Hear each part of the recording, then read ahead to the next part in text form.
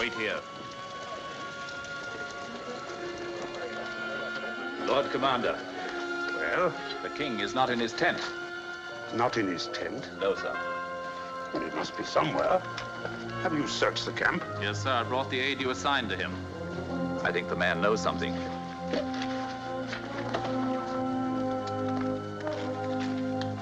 That is the man, sir. You were assigned to attend the king? Yes, sir. Where did he go? Sir, I cannot tell you. As your commander, I order you to tell me.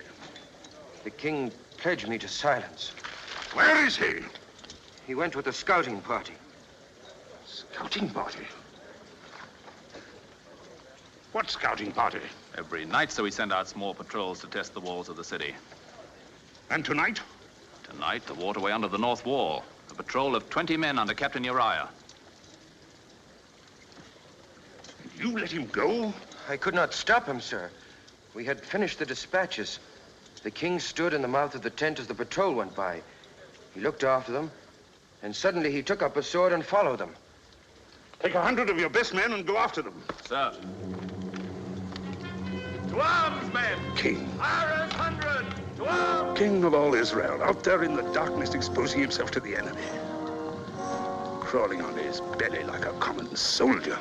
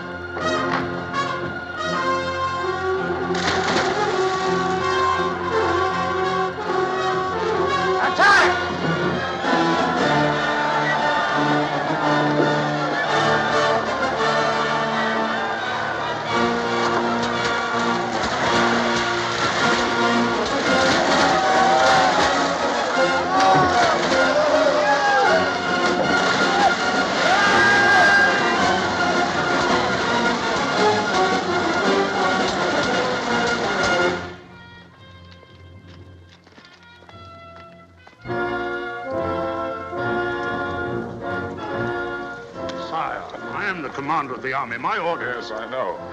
We'll speak of it later. Come in, you.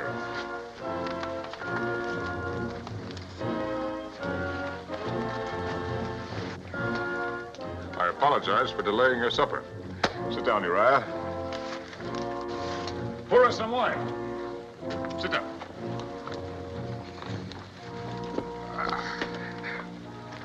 Sire. You're wounded. Let me call the physician. No, let it alone. It's a long time since I've shed any blood. It's good to have proof that it still runs in my veins. Sit down, George.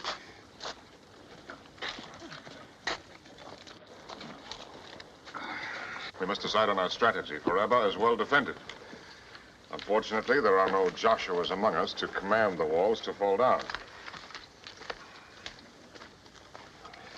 What would you do, Uriah? I can speak for the men, sir. Every man in the army would be glad to die for David. 1,000 dead, perhaps 2.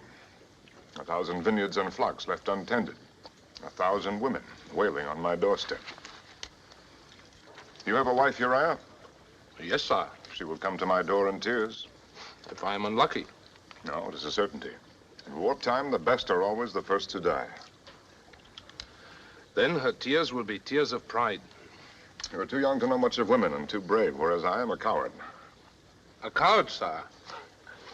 My men go into battle singing an old song. Saul has slain his thousands, and David his 10,000s. That was years ago, when I was captain of 100 like yourself. I was not the king. You will serve me better if you live, Uriah. Come, George. Remain seated. Continue with your meal.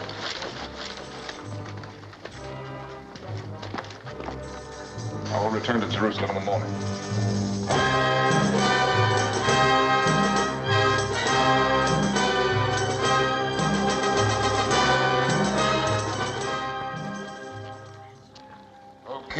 of Judah and Israel live forever. The Pharaoh of Egypt sends greetings to his beloved cousin. The Pharaoh bids me prostrate myself before the great king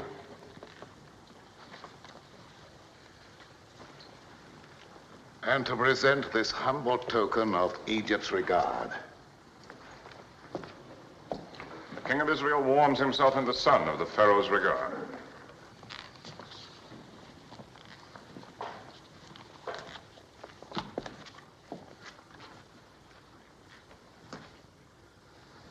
My beloved cousin, the Pharaoh, probably hopes that I'll cut my throat with this. Nathan, the prophet of God.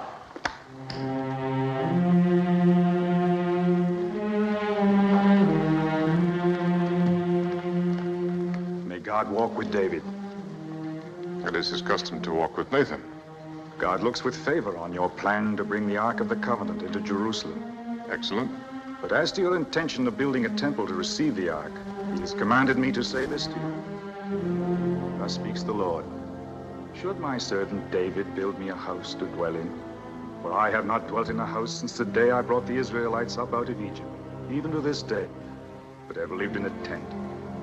Have I ever, in all these years, demanded that a temple be built for me? Now, therefore, I say to David, I took you from the pasture, from guarding your sheep, to make you shepherd over my people, even over all Israel. Yes, I understand. God sees no need of a temple. Is that it? That is his word. Very well, I leave such decisions to you. To God, sire. Whatever you like. You may take full charge of the arrangements to bring the Ark here from Baal, Judah. My father, will you hear my petition? Amnon, my son, you need not beg for an audience.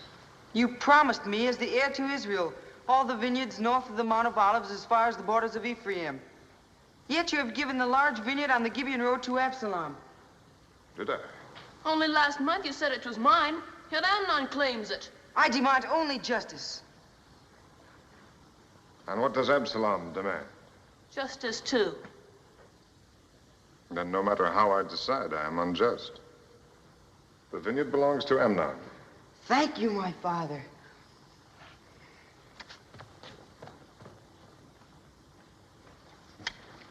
Come with me.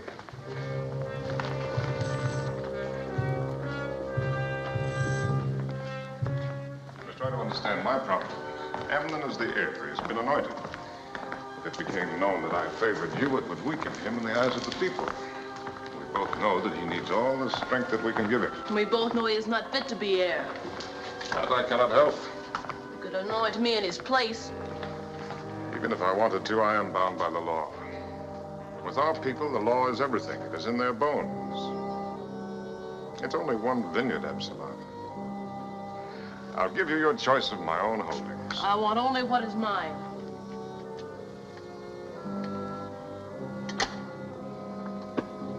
Here, take this. It is worth 20 vineyards.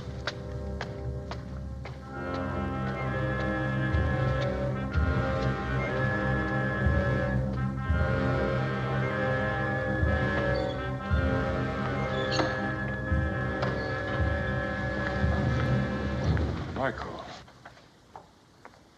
I did not expect to see you here. Does my presence displease the king? Of course not. You're always welcome.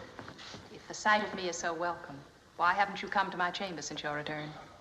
I had much on my mind. Yet you found time to greet your other wives. I was the first. And now I'm the last. If you had been with the others, I would have greeted you too. You remain aloof by your own choice. There was a time when you thought well of my aloofness. I make no objection to it now. Do as you please. How graciously.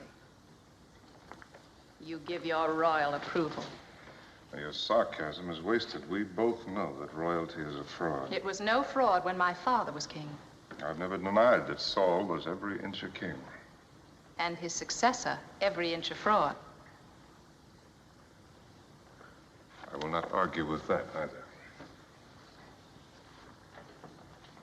Do you think that hanging his spear on your wall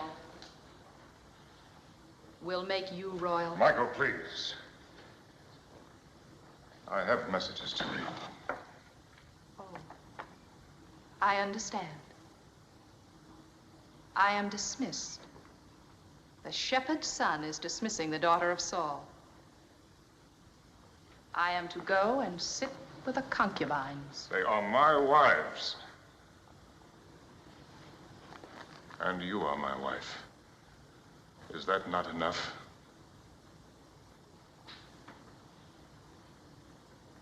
Why did you marry me, David? Why? Because I loved you.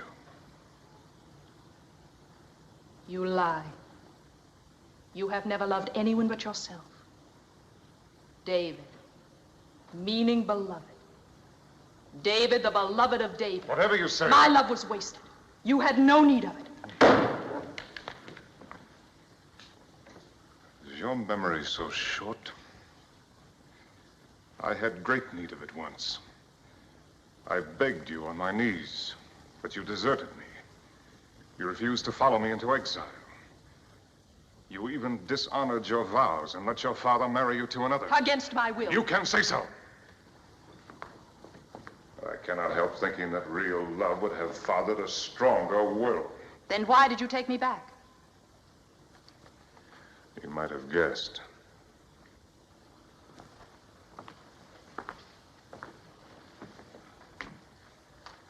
Without Saul's daughter at my side, the northern tribes would not have acknowledged me as king.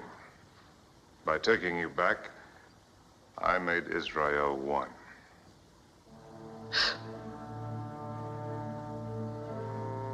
Michael, we're past the days of our passion. Love or hatred or anguish, even cruelty. Why should we torture ourselves? We have to go on living, Michael.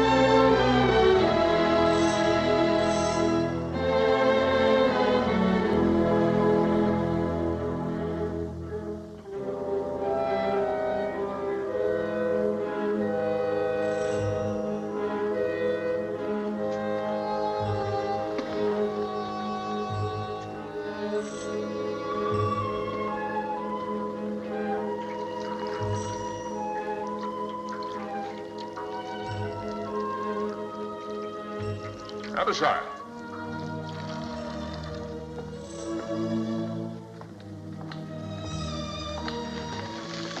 There's a house. Over there. Under that big terebinth tree. You know it? Yes, sir. The house of Uriah the Hittite. Uriah the Hittite. He's a captain with the army. Yes, I know him. Does he by any chance have a sister? No, sir. He has a wife. A Hebrew woman of Benjamin called Bathsheba. Bathsheba. During my visit to the army, this Uriah's gallantry was called to my attention. It's been in my mind to reward him. Perhaps in his absence, his wife could accept the reward. I'll send for the woman in the morning, sir. No, send for her now. She shall dine with me tonight. Yes, sir. You're not eating. I dined earlier, sire. It is my custom when I am alone. As a soldier's wife, you have good reason to hate the king who keeps your husband from your side. The king does what he must. His needs are the kingdom's. Not all of them.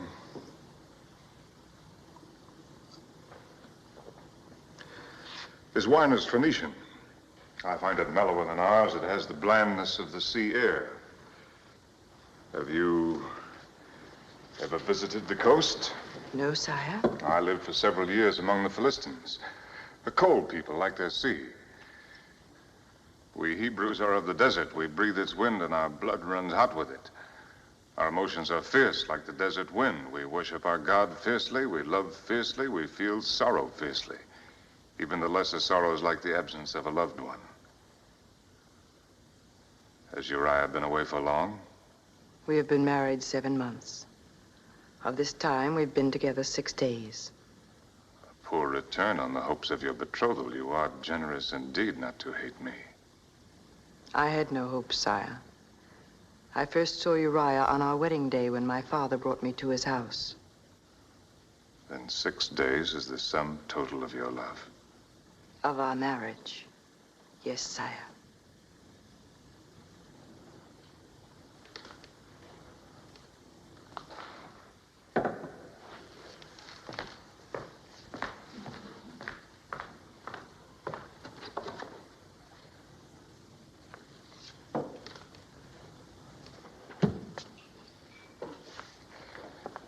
One of the vanities of kings is that they think virtue can be rewarded with a bauble. Our God must laugh at the spectacle of unvirtuous kings, hanging bits of rock and metal on virtuous men.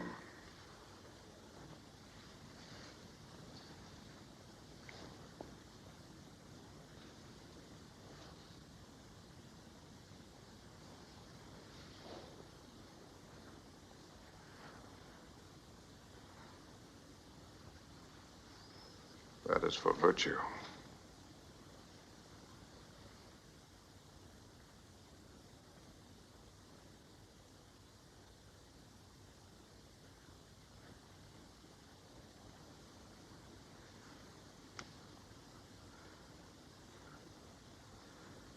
Now you understand why I sent for you. My understanding is not necessary, sire. Why not? You are the king. Is that all? Well, leave the king out of it. Think if any man would be content with such an answer. What other answer can I give, sire? You have sent for me and made known to me your will. What else is there for me to say? In Egypt, that would be enough. There, the Pharaoh has certain rights he can command, but even if I had the right, I've never used my power to take anything by force. All that I have ever had has been given to me. Freely, without restraint. Even Israel, I refused the throne until every elder of every tribe had come to me and begged me to take it. It's been a kind of pride. My pride, never to force myself on anyone. So I said nothing to you until you told me that there is no love in your marriage. Yes, you told me that. And so did Uriah. His dream of glory is his wife in tears. You'd better go.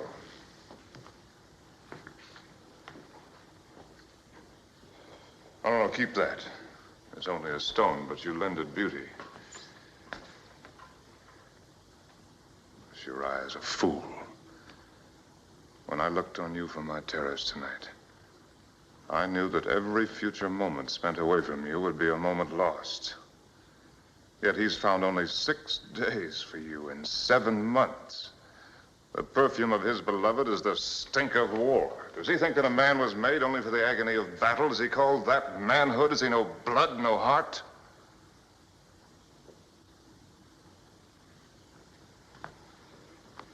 Now go. Be thankful that I am not Pharaoh. At least I can console myself with the thought that your modesty matches your beauty. Perhaps you would prefer truth to modesty, sire. Before you went away, I used to watch you every evening as you walked on your terrace. Always at the same hour. Always alone. Today I heard you had returned. Then you knew that That you would be on your terrace tonight. Yes. I had heard that never had the king found a woman to please him. I dared to hope that I might be that woman. Why are you telling me this now? Why not before? Because first, I had to know what was in your heart. If the law of Moses is to be broken, David, let us break it in full understanding of what we want from each other.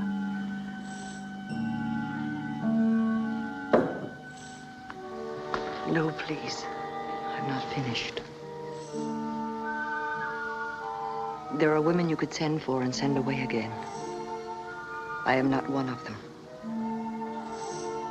What do you want? To please you. Have I not made it plain enough that you please me? I'll never send you away. If that is what you want, never as long as I live. No, David, that is not all I want. Think not of this one night, but of all the days and all the nights to come. Think if I can give you what you need for as long as you live, as your wife. But you're not free.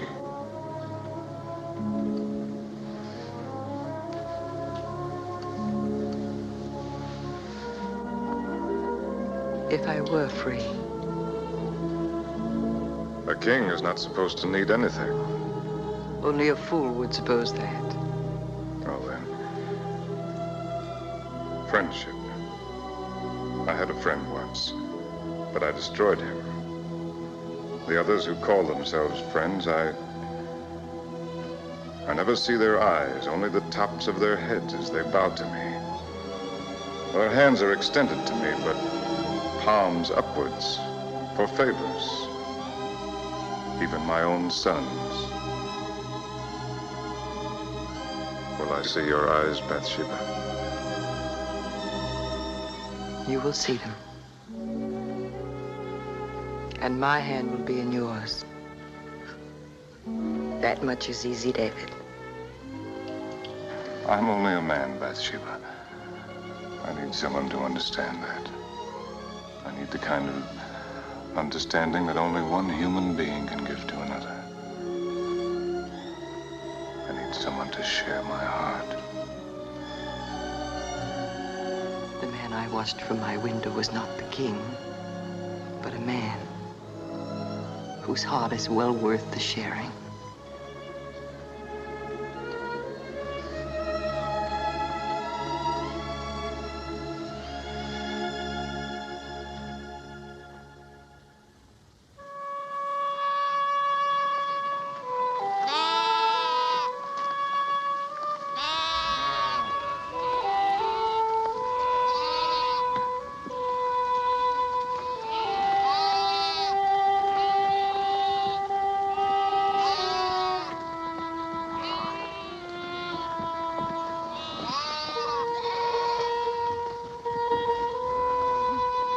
Oh, David!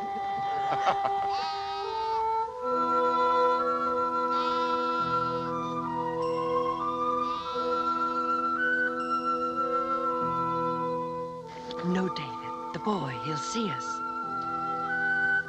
No matter. Shepherd boys learn early about life.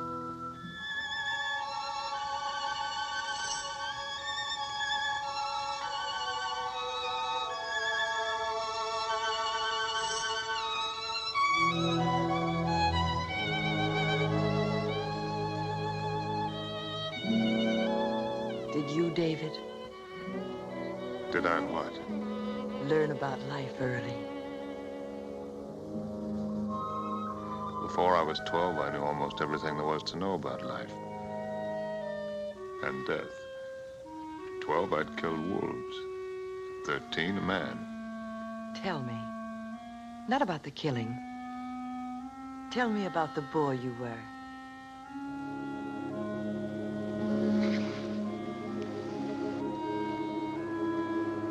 Couldn't be of any interest to you.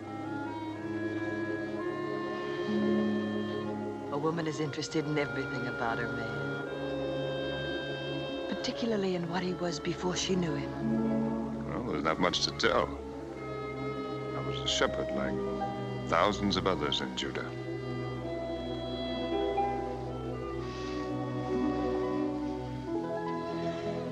You slept out under the stars. Did you dream, David? What did you dream about? Surely a man is entitled to the privacy of his dreams. Then they were of women. Naturally. A whole procession of them. And every one of them ravishingly beautiful. I'm jealous of every one of them.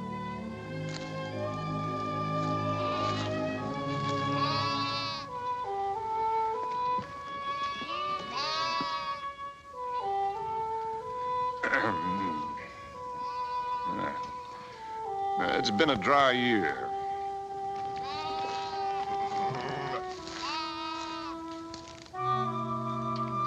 The shepherds had driven early to the wells.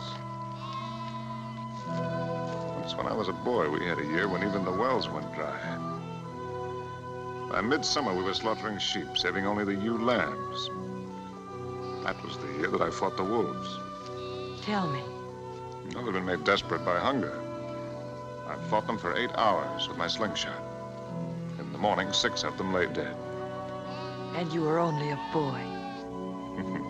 Oh, I was quite a hand with a sling. Here, I'll show you. May I try your sling?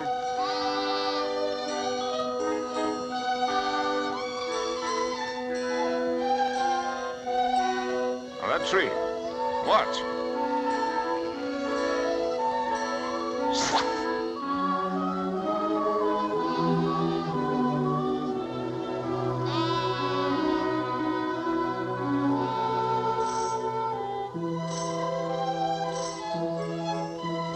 Very well, if you think that you can do better.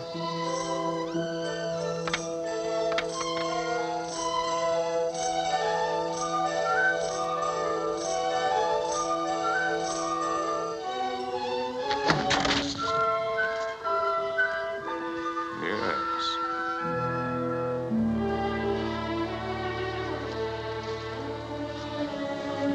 Well, I lack practice.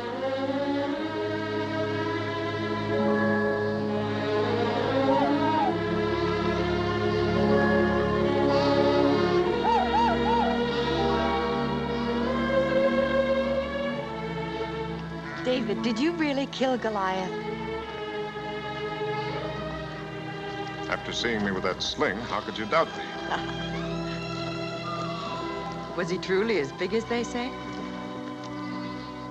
Well, I will admit that he grows a little bit bigger every year.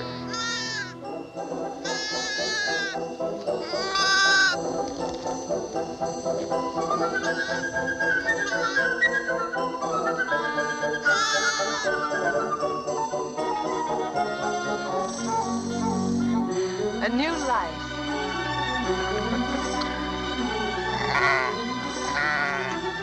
Oh, there's his mother. She's caught in the brambles.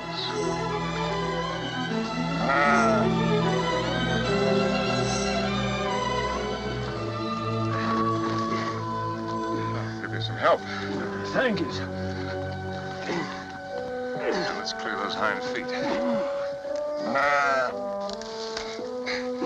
No, use both hands.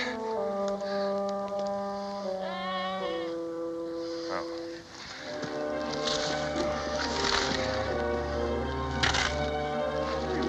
There we are.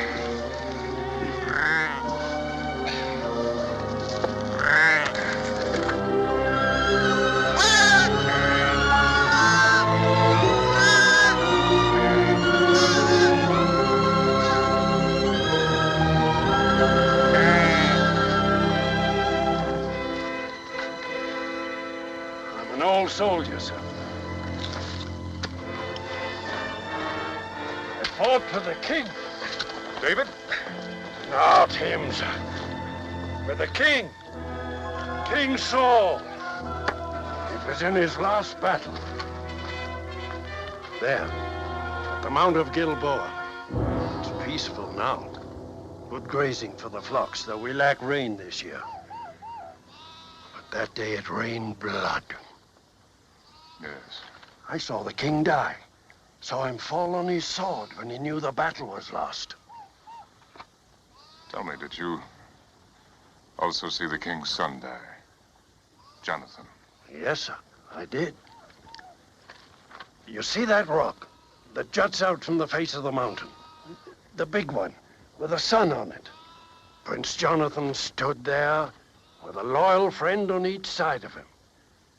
He fought there the livelong day. His friends went down, but still he fought against tens, then against hundreds. They overwhelmed him. Those Philistines and their brass and heathenish helmets. It was a black day for Israel. The king gone, Jonathan gone. None worthy to take their place. Yet Israel found a king in David. Saul was king. Jonathan should be king today.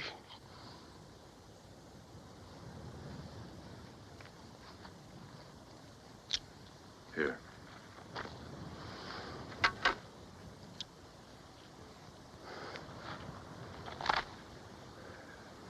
Thank you, sir. Thank you kindly.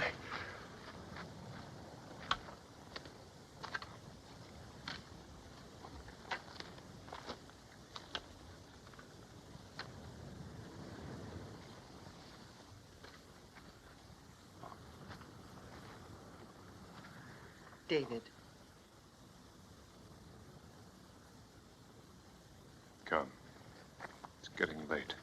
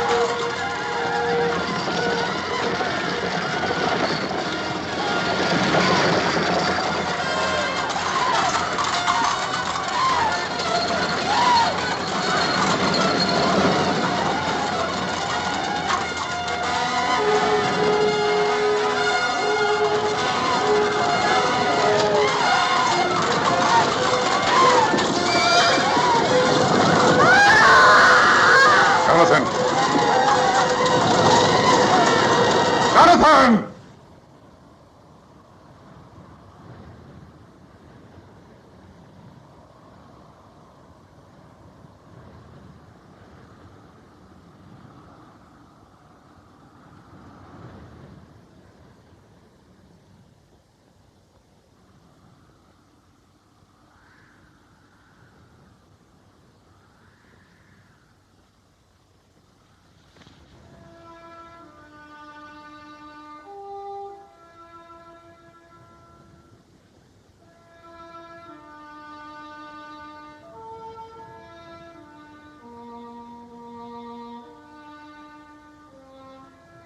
Mighty fallen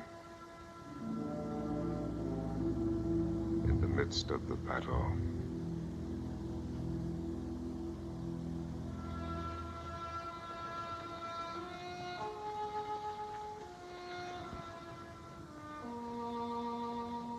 Oh, Jonathan, thou wast slain in thine high places.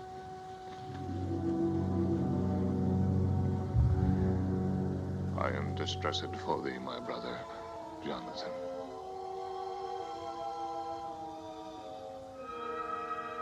Very pleasant hast thou been unto me. Thy love to me was wonderful, passing the love of women.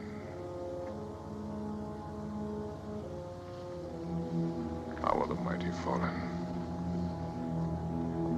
and the weapons of war perished.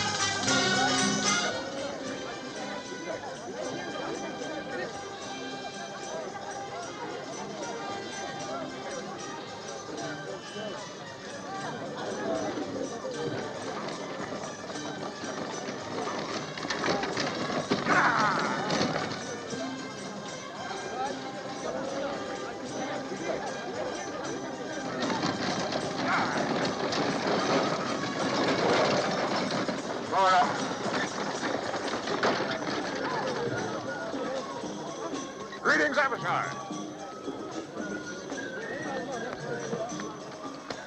I received your message. Am I in time? Yes, sir. Even now, the caravan approaches Jerusalem.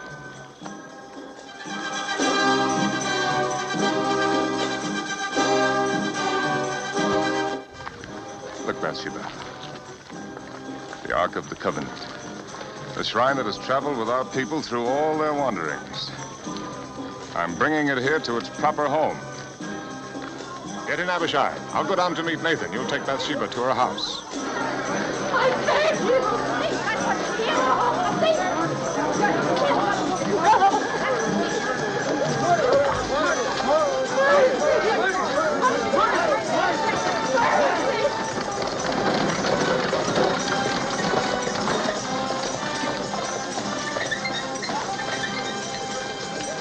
Mercy, I beg you. It's for you to cast the first stone.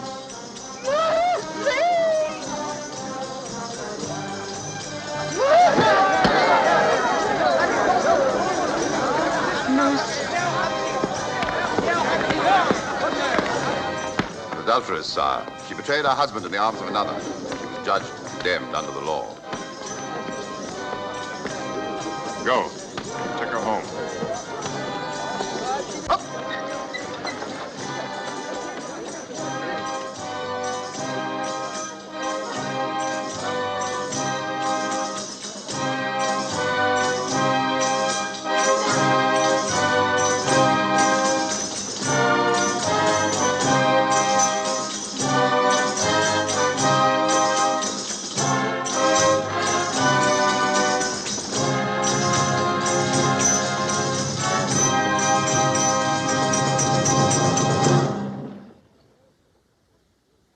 Sire. Nathan?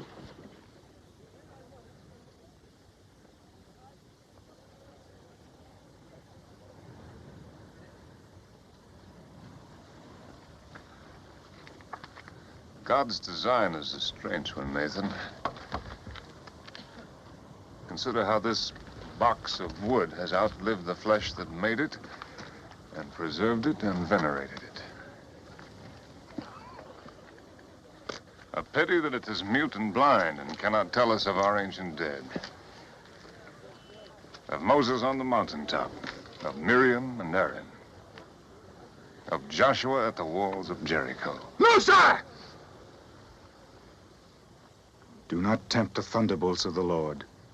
His dwelling is not to be profaned by unconsecrated hands. To touch it is to die.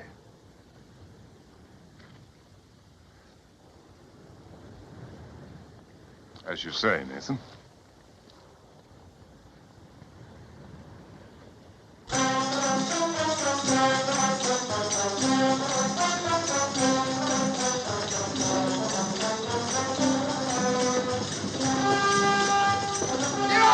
The Ark of the Covenant had fallen!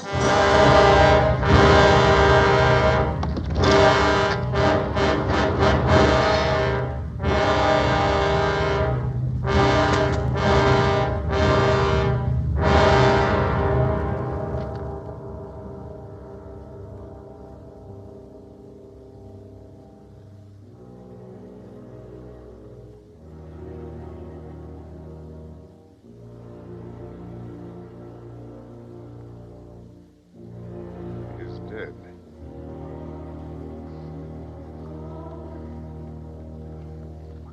Let all take heed and bear witness to what they have seen, that the people may know the will of God. The time is not right for the entrance into the city. Unhitch the oxen. Let a tabernacle be erected on this spot. Let the ark remain here outside the walls until God has signified the appeasement of his wrath.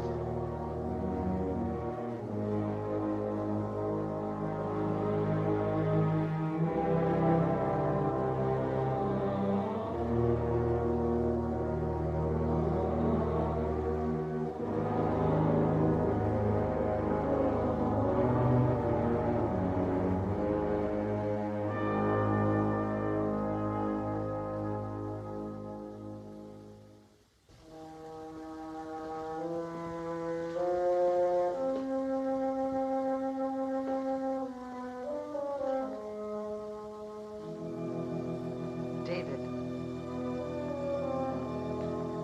Bathsheba. You shouldn't have come here. I had no choice. My news would not wait. David, I bring you trouble. Our secret is no longer a secret. Who has learned it? No one yet. But soon all will know who have eyes to see. I'm sure now of what I have feared this past week. I am with child. Beloved.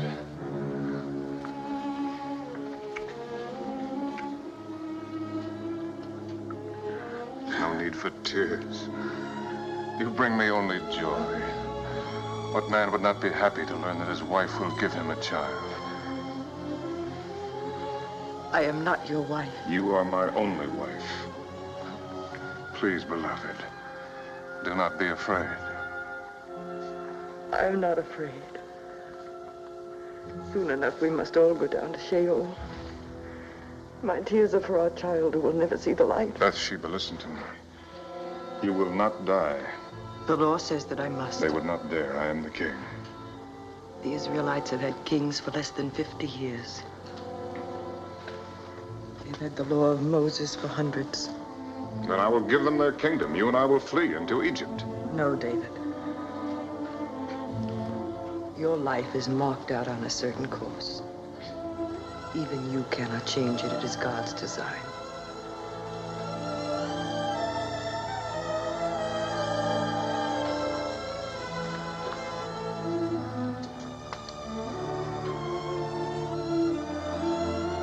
There's another answer.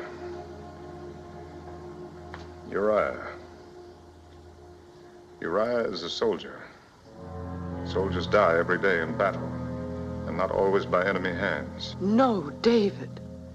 Even our love could not bear the burden of such a crime. The crime lies in the chance that I was born a Hebrew. In any other nation on earth, Uriah's life would be forfeit. It would be no less a crime.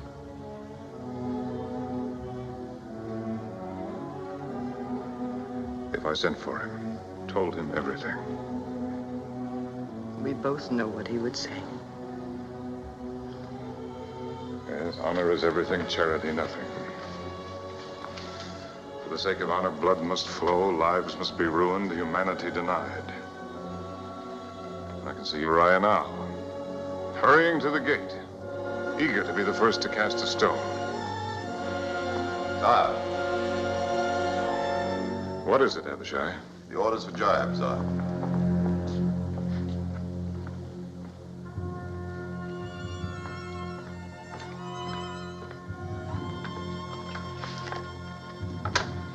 Yes.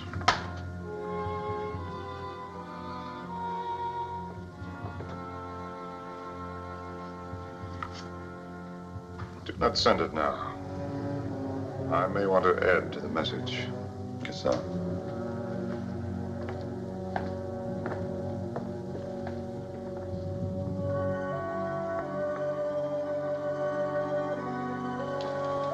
There is another way. Perhaps it will solve nothing. But at least it will gain us time. If Uriah can be made to believe that the child is his, But he has been away almost a year. I will send for him to report on the campaign. He'll be here in Jerusalem one night, perhaps two. Called me your wife. The law calls you his. That is not worthy of you, David. It tears my heart to suggest such a thing. But it is your life, beloved. Your life. It is shameful what you ask. There is no shame too great. No act so vile that I would not commit it. It would save my love.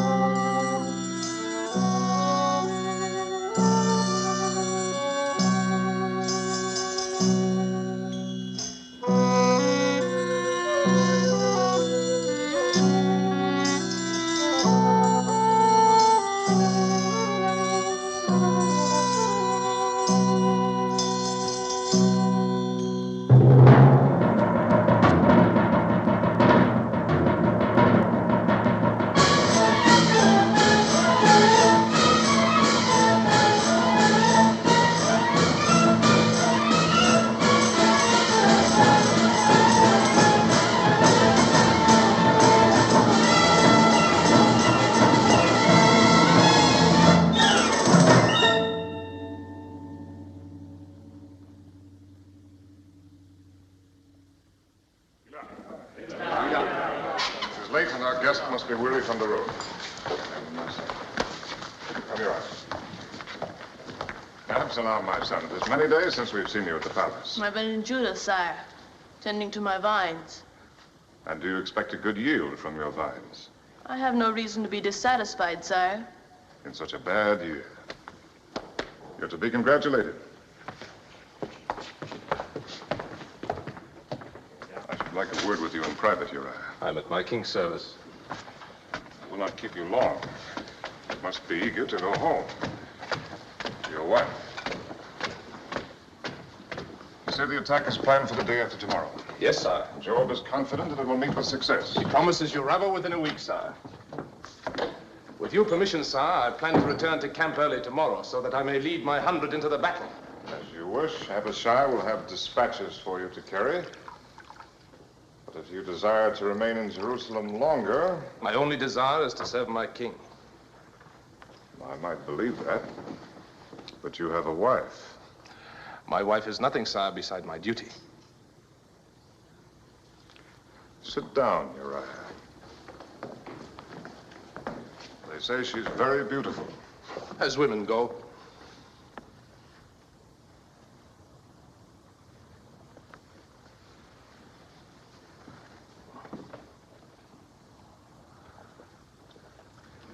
A woman does not always share her husband's devotion to duty.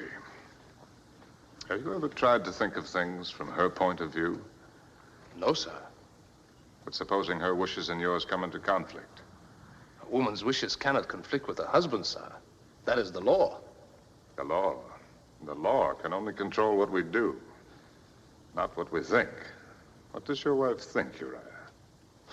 I do not know, sir. Is it possible that you believe that she does not think or feel? A woman is flesh and blood, Uriah, like us. Perhaps even more so, because we give her so little to think of but matters of the flesh. In all our history, only a handful of women have been permitted to write their names beside the men. Miriam, Deborah, Jael, perhaps one or two more. A woman's occupation is her husband. And her life is her love. But if her husband rejects her love, if he puts another love before it, if he denies her the only meaning that her life can have, is it not understandable if she seeks a meaning for it elsewhere? With another man? Yes. If she does, she breaks the law. But if her husband feels pity for her, under the law, he is the one who must condemn her. Then it is doubly his duty to be sure that the law is obeyed.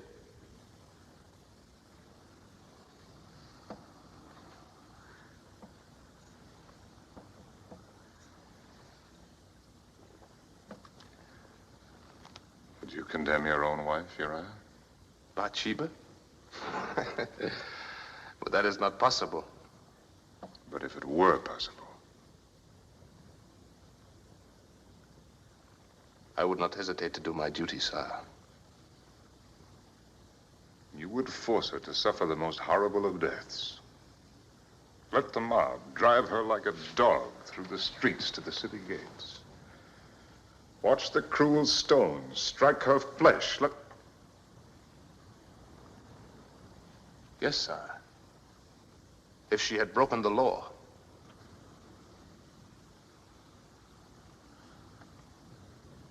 I've kept you too long from your bed. You may go. Sire, will you grant me a boon? What is your wish?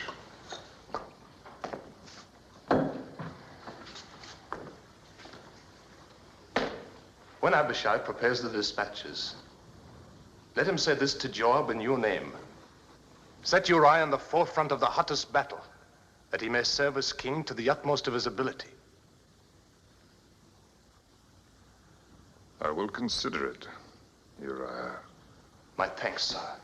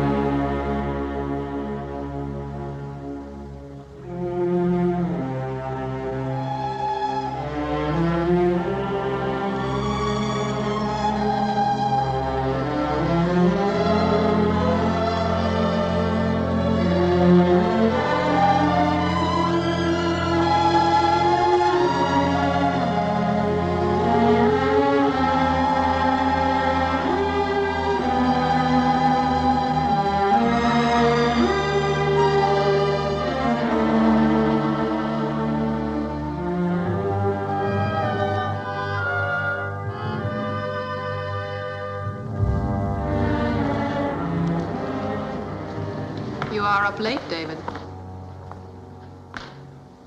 So are you. I thought I might be of comfort to my husband. It's a terrible thing to know that your beloved is in the arms of another. Do not trouble to lie. You see, I know your secret. Yours and the Lady Bathsheba's. You know nothing. The lady has servants. Servants tell things to other servants, and they in turn tell them to their mistresses. So the daughter of Saul concocts a fantasy from servants' gossip. Bathsheba's condition is no fantasy. And the child she carries is yours. Oh, my husband, I guessed at once why you had sent for Uriah. Only David would have thought of it. A clever trick, worthy of the son of goatherds. Get out. You cannot save Bathsheba now. Your scheme has failed. Uriah has not been to his house all night. Even now, he sleeps here in the palace with the officers of your God.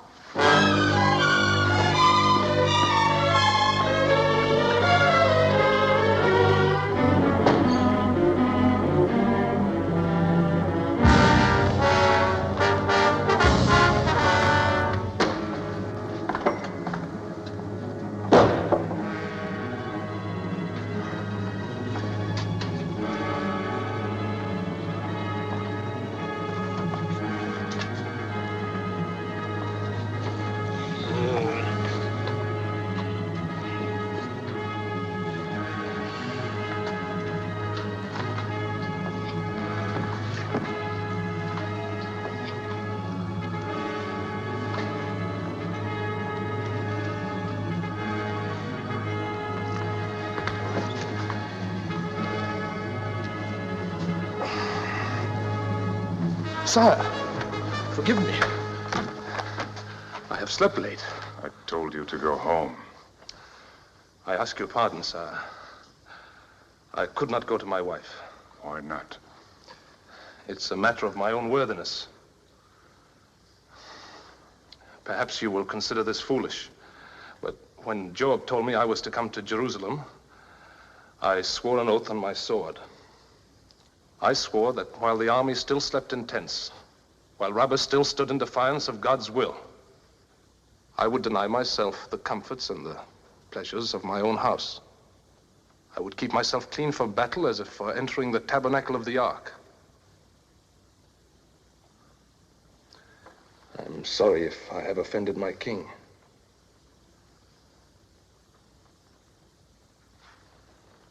If the dispatches are ready, I will go.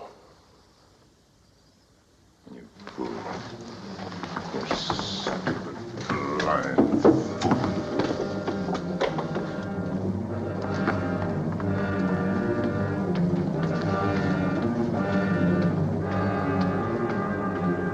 Sire. Dispatches for Joab, sire. Dispatches. Shall I give them to Uriah?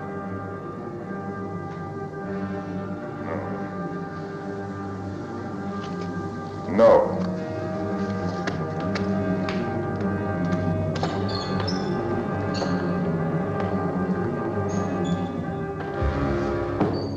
There is an additional order. Set Uriah in the forefront of the hottest battle. It is his own wish, Abishai. Even his own words.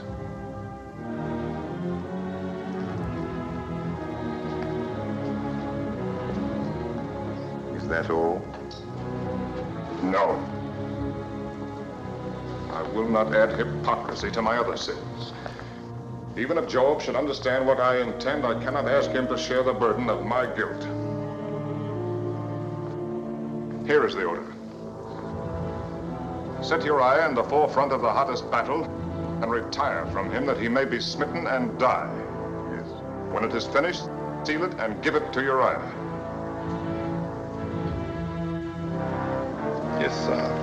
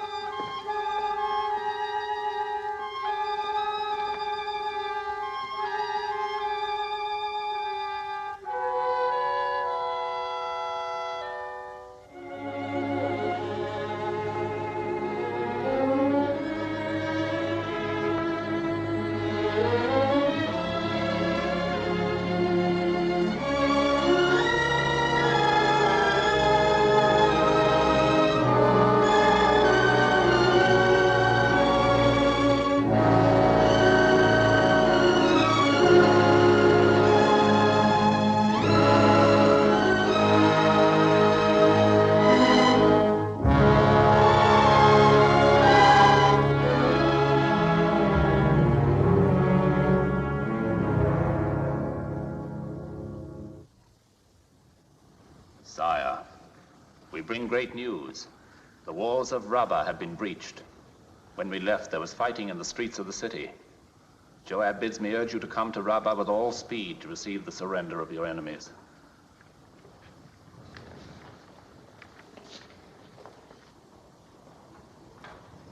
And our dead? Our losses have been heavy, sire. Of the captains of 1,000, Abimelech, the son of Jerubbaal, and Heled, the son of Ikesh.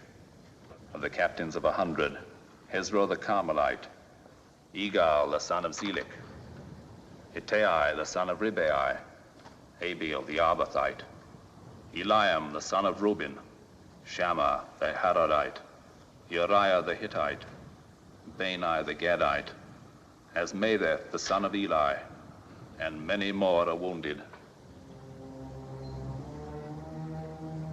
How did Uriah the Hittite die? There was a mistake in the order, sire. Uriah advanced too far into the breach and was cut off from his command. When you have eaten and rested, prepare to return to Rabbah. I will ride with you. Sire.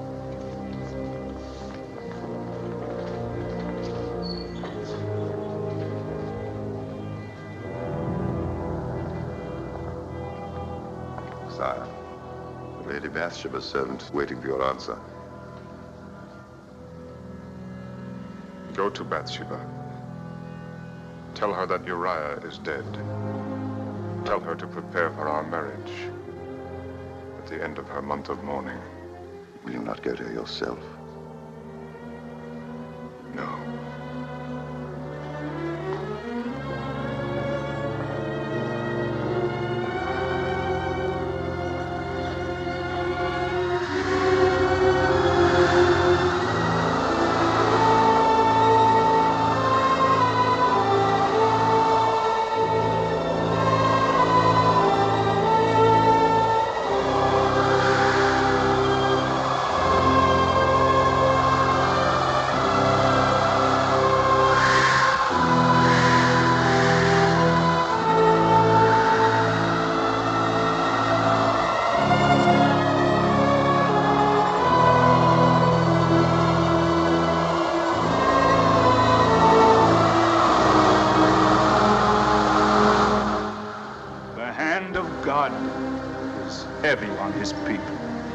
Thus speaks the Lord. I will withhold the rains and cause the fields and vineyards to dry up and the flocks to grow thin. I will waste the land with drought, the people with famine.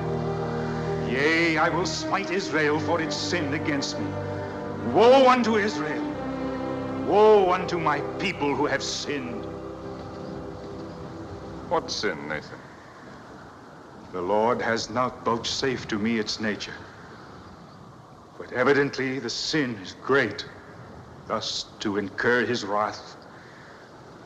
Does it take so much to make him angry? That soldier who laid hands on the ark, he was only trying to be helpful. It is not for us to question the ways of the Lord. I question nothing. Yet the sun was hot that day. The man had been drinking wine. All were excited when the ark began to fall. Is it not possible that the man might have died naturally from other causes? All causes are of God. We've had droughts before, Nathan. I'm buying grain in Egypt and Philistia. There will be enough for everyone until the rains come if I have to empty my treasuries. Now, what more can I do? Is there anything else? Yes, sire. I have sat in the gate and listened to the people talk of the king. What do they say? They say that David is no longer David. They say that he neglects his duty, that he is often away from the city. When he is here, he has turned his face from his people. Petitioners are sent away from his door without a hearing. In hard times, it's natural that some will complain. Complain, yes, sire. But not talk openly of overthrowing the king. Explain yourself. The hearts of the Israelites are turning after your son. It's difficult to imagine poor Amnon winning anyone's heart. Not Amnon, your second son, Absalom. Boy? Every day he is at the gate seeking those you have turned away. To these he says, "Oh, that I were made a judge in the land, that all may come to me and receive justice. Confine yourself to the affairs of God. Leave the affairs of the kingdom to me. Sire. Oh, Abishai, I have orders for Joab. The king forgets that he too is a servant of the Lord.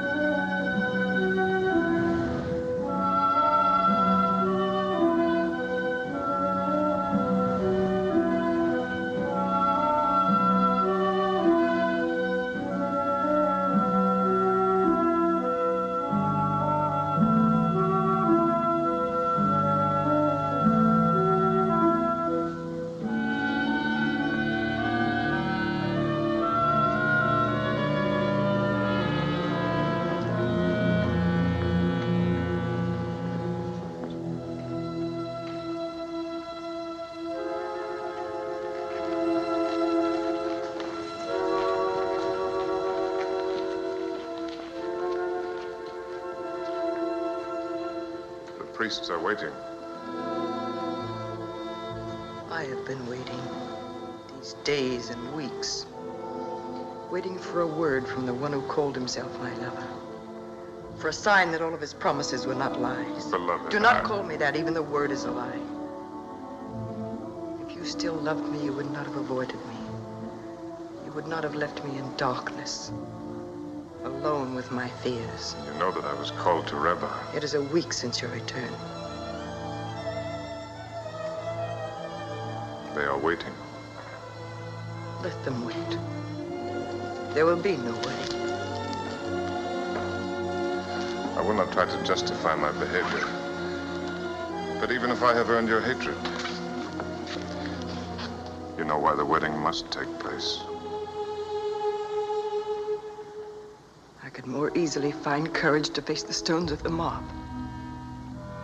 If our marriage is no more than an act of charity on your part, then say so. If I have lost your love, tell me, and I will trouble you no longer. I am not a beggar, David. Beloved, it is I who am the beggar. I beg your patience. If you love me, say no more. Take my love on faith. It is yours, and will always be yours.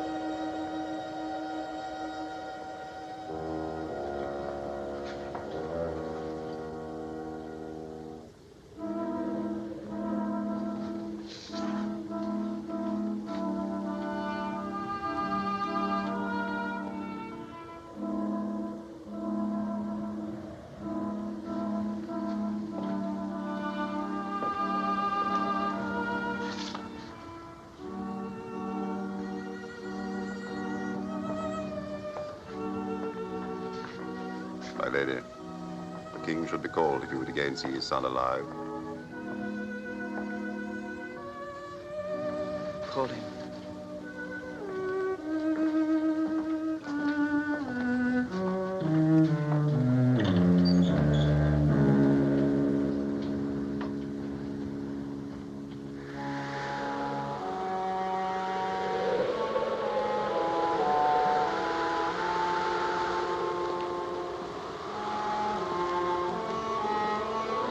Sire.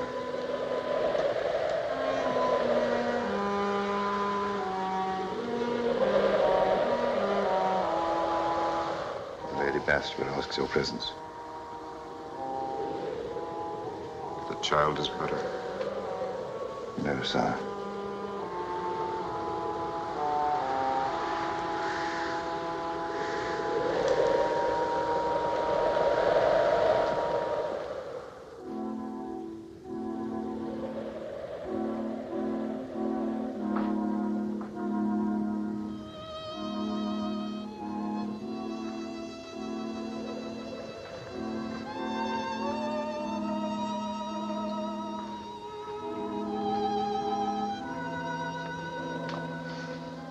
The physicians can do no more.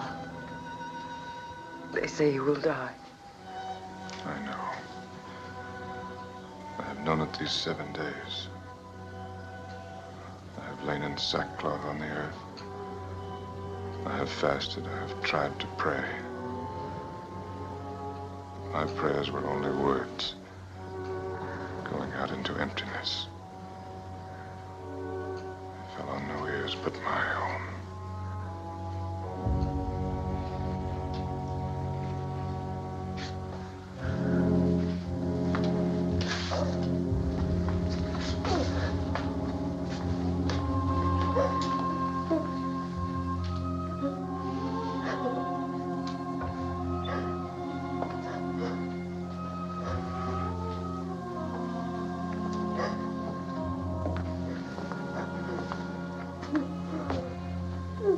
Sire, you tell me to inform you. The ambassador from Egypt has arrived. Shall I send him away?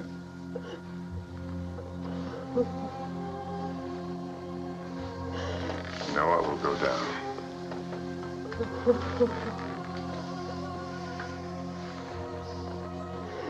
The time for grieving is past. Will it bring my son back if I mourn for him?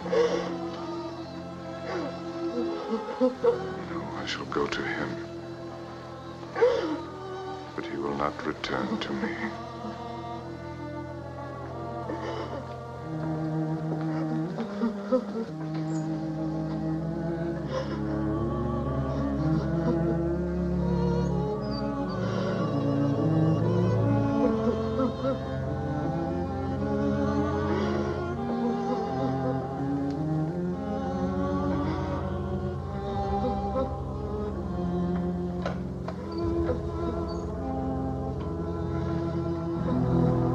The heart of the Pharaoh bleeds for his cousin and for the people of Israel. But alas, the Pharaoh's storehouses are empty. There is barely enough grain to feed Egypt. The heart of the Pharaoh cannot bleed, for it is bloodless. The storehouses of Egypt are full. My sacred Osiris, I swear to you I speak truth. Dog of Egypt, you lie. And your master lies. This is only what I expected. Charity is not to be found among the virtues of those who make gods of vultures and hyenas. Now go. Nathan, the prophet of God.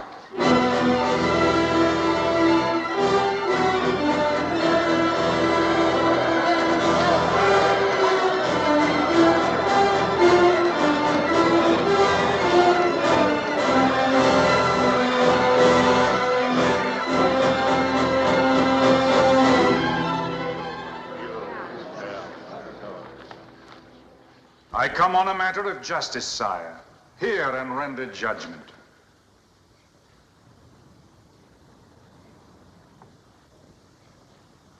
You may speak.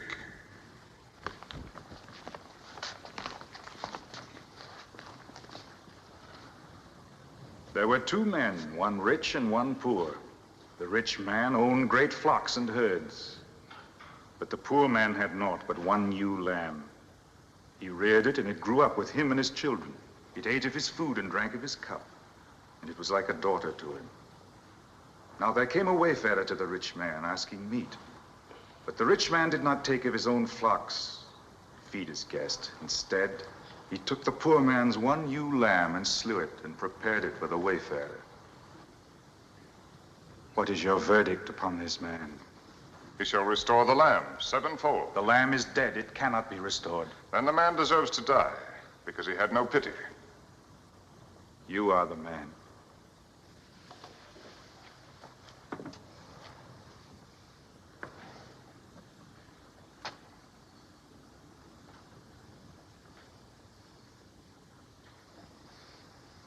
You have made me pronounce sentence upon myself.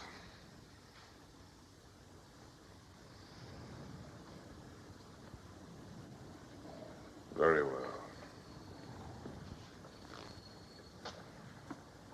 It is done. And there is no appeal. It is the will of God, and I accept it. Gladly. It is not his will that you should die, David. Worthy or unworthy, you are his anointed. Through Samuel, he chose you to lead his people. Your labors in his behalf are still unfinished. But you cannot escape the punishment of the Lord. I have not escaped it. My son is dead. His justice is still unsatisfied. You have paid for your adultery, but you have also killed. You have taken up the sword and slain your fellow creature for your desire. Now, therefore, the sword shall never depart from your house. You shall know the hatred and ingratitude of your own flesh. Brother shall turn against brother, and son against father. The history of David's house shall be a history written in blood. You tell me nothing new. I am content. Even so, the tally of the Lord is not paid. The woman has been denounced. She also must expiate her sin. She has lost her child. Is that not enough? Bathsheba has sinned, and she must render payment according to the law of Moses.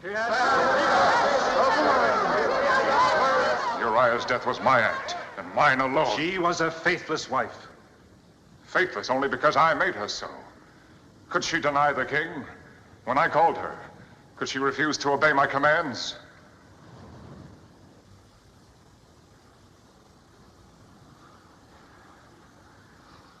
No, she would never lie for herself. And I will not lie for her.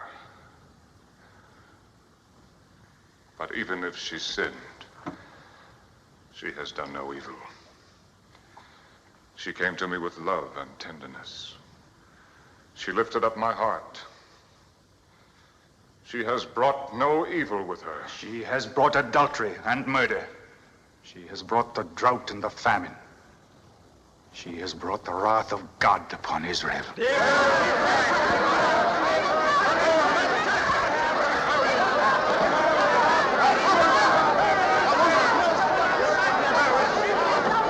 know the law, and so does David. Yes, I know the law. Where are the accusers?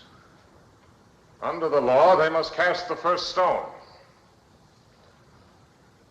Where are those who will say that I knew Bathsheba before our marriage?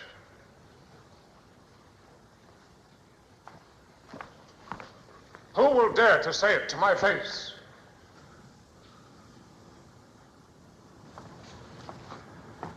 So there are no accusers. You have none.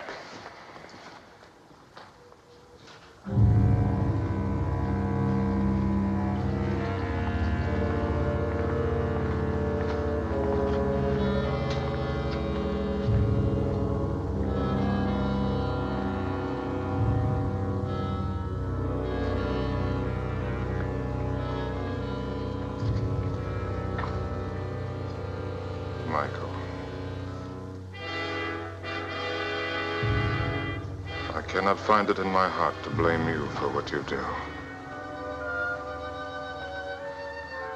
But you, Absalom, my son, have I given you cause to hate me so? Go, David, and bring Bathsheba here to face her judges. You have made her a queen in Israel. It is not fitting that she should be dragged to judgment by the people.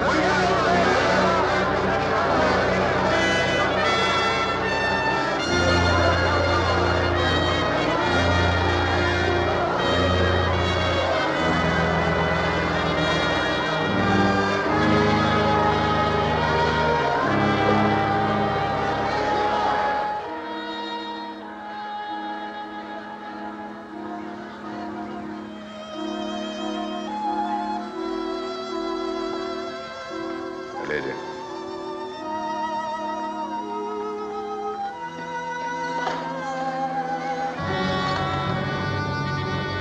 Abishai, go to the stable and get horses.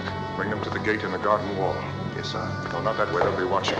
Go by way of the terrace. We can be out of the city before they know that we've gone. Sire! The palace is surrounded. Call the guard. Surely my own bodyguard can be trusted. Go! Go!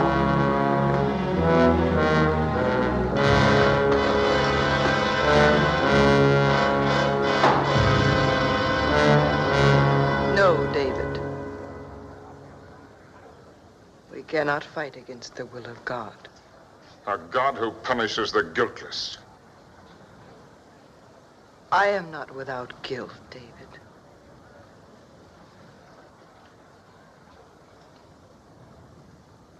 Now I know how Uriah died.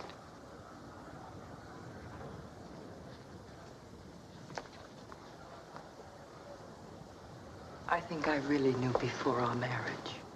Knew and put it from my mind. I lacked the courage to face the truth. My guilt is as great as yours. Greater. Because I let you bear the burden of it alone. I killed him. I wished him dead. God sees into our hearts, David.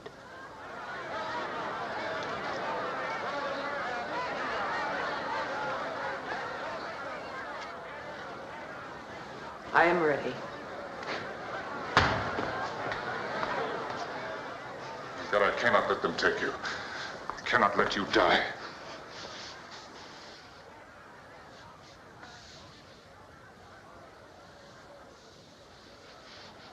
David? Yes, love.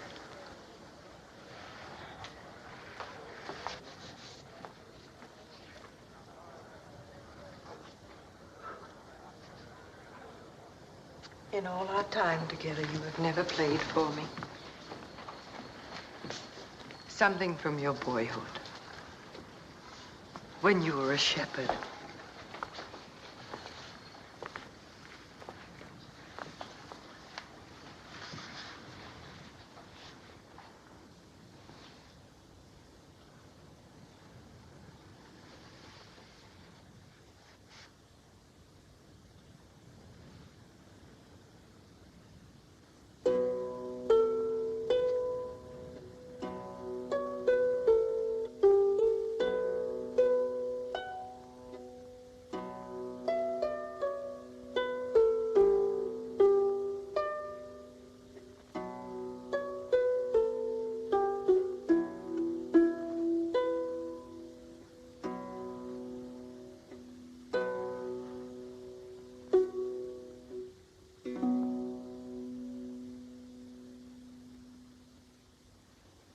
The Lord is my shepherd.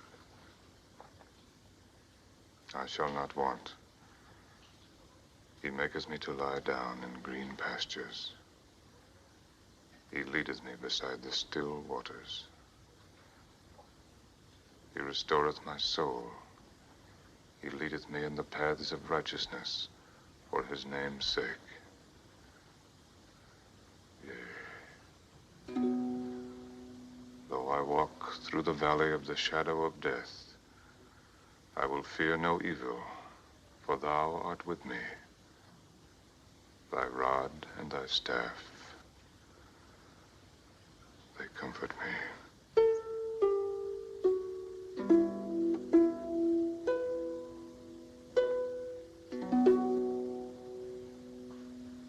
Thou preparest a table before me in the presence of mine enemies. Thou anointest my head with oil. My cup runneth over. Surely goodness and mercy shall follow me all the days of my life. And I will dwell in the house of the Lord forever.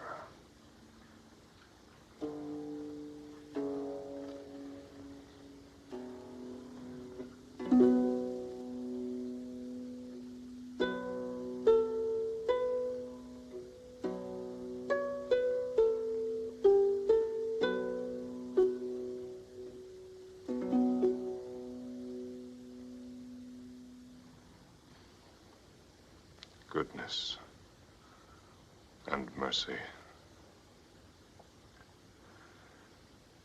When I wrote those words, I believed in such a God. I was only an ignorant shepherd boy. There was no one to teach me about God.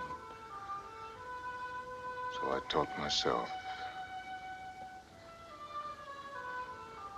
I saw him in the hills, in the trees,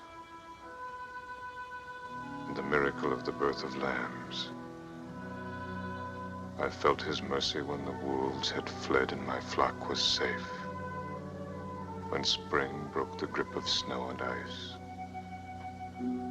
When the cool wind blew after the heat of the day. I saw his splendor in the flowers blazing on the hillsides, the stars burning in the sky, and knew his hand in everything.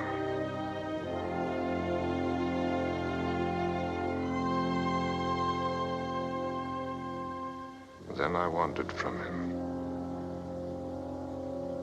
Tried to find him again.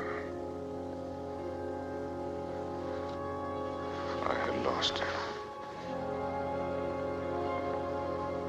Somewhere in Saul's court. Or when I roamed the desert in exile. Or in the camp of the Philistines. His image paled in the lights of the cities. And his voice was drowned, quarreling and scheming of the ambitious and the mighty. And now Nathan has found him for me. Not the God of my boyhood days, but a God without mercy. A God who thinks only of his justice.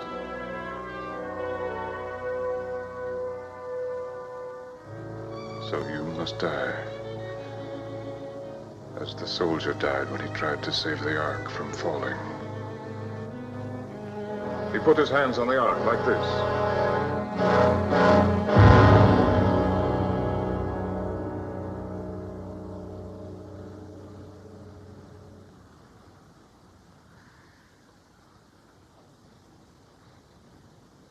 You shall not die.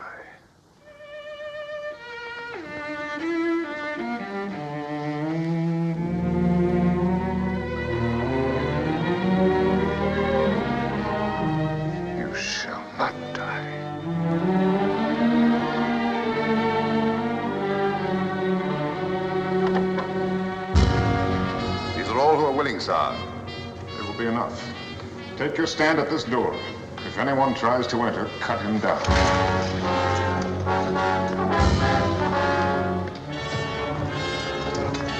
You go to the right door. You to the left. Two at the wall. You to the stairs. You to the head here.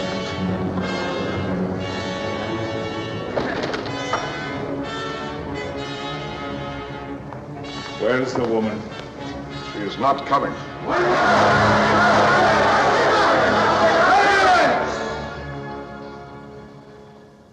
He is the king.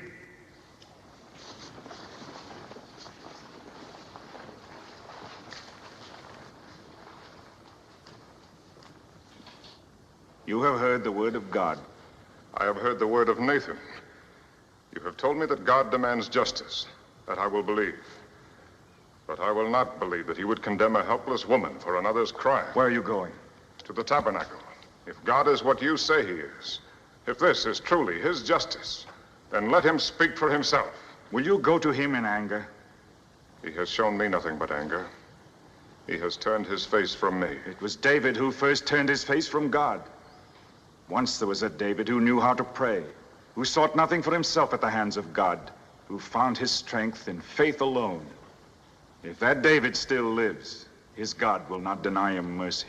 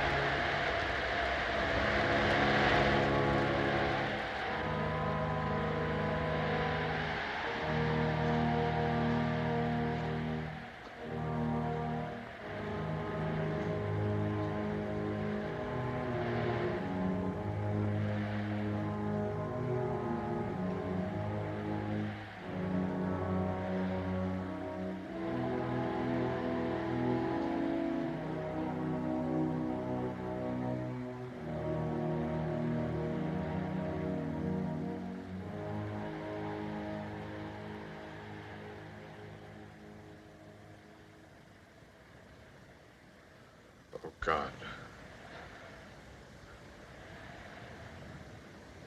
Thou God of my early youth, hear my prayer. Let thine eyes, which alone see clearly, fall upon thy worthless servant. In all things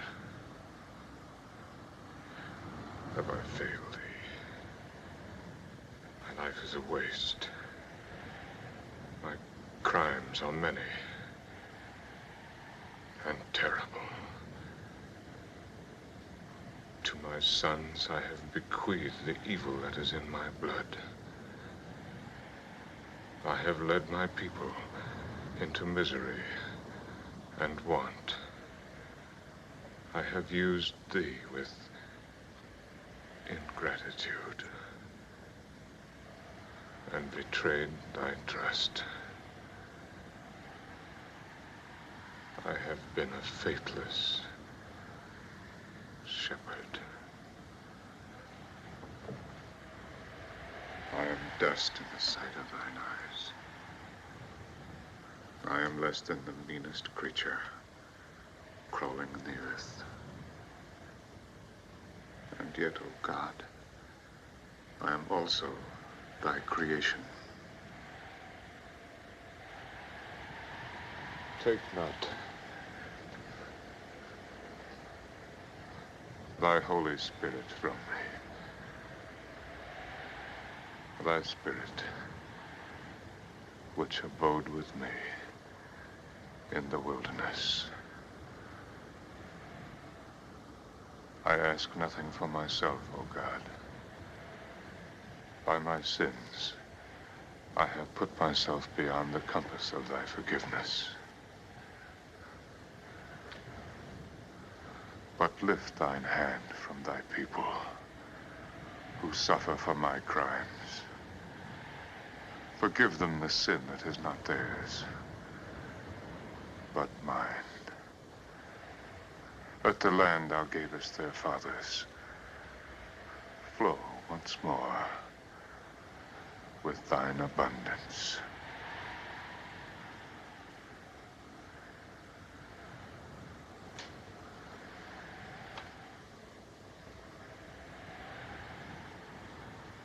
And let Bathsheba live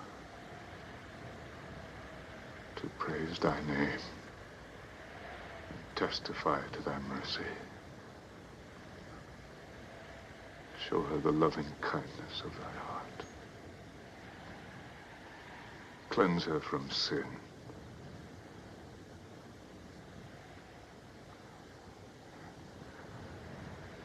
And let thy punishment fall on thy servant who has earned it. Look not on the sinner who comes before thee, but on the boy he was, who loved thee, and who would have died for thee. Make my heart as his. Let the boy live again in his innocence. Grant him thy mercy, and take this David's life.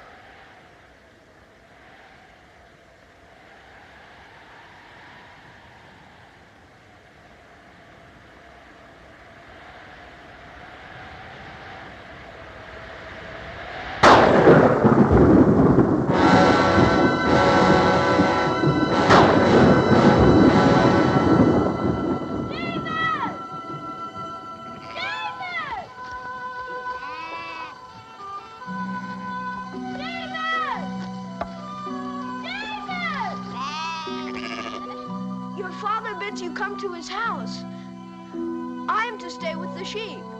The prophet is there, the prophet Samuel himself. It is said that he comes to choose a king over Israel.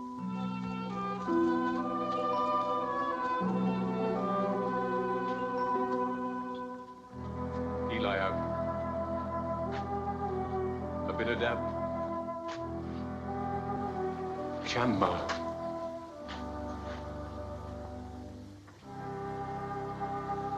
The Lord has not chosen one of these. Any father would be proud of such sons. You do well to feel pride, Jesse. But the Lord does not see as man sees. For man looks on the outward appearance, but the Lord looks on the heart. Who is this? My youngest son, David, who tends the sheep. But he's only a boy, a dreamer, a singer of songs. Come hither, David.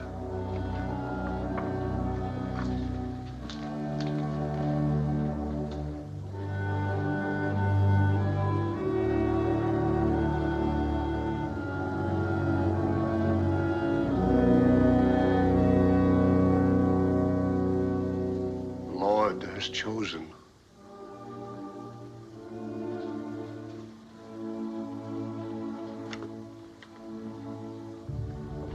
Honor him, David.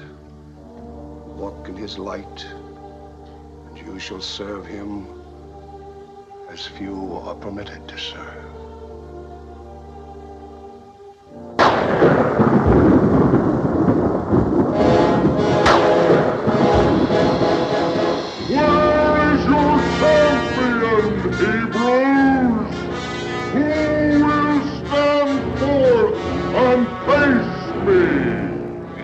Of Gaza, challenging us to send a champion against him and so decide the battle. Sire, the men have heard his challenge these 40 dawns. They cower like whipped dogs at his voice. Unless he is met, and soon, our cause is lost. And is there no one in the ranks of Israel who dares to meet this man? Sire, if Goliath were only a man, any one of us would go. But he's like no man born of woman. His height is 6 cubits and a span, and his spear is like a weaver's beam. We are dogs indeed to run before one Philistine. Is there no courage in Israel? Sire, courage alone is not enough. No arrow can pierce the giant's armor. No spear can thrust beneath the reach of his arms. He casts his spear 100 long paces. We call ourselves the chosen of the Lord. Are we to let the enemies of God take Israel because we lack a champion? Sire, I will meet Goliath. Who is it that speaks? Come forward.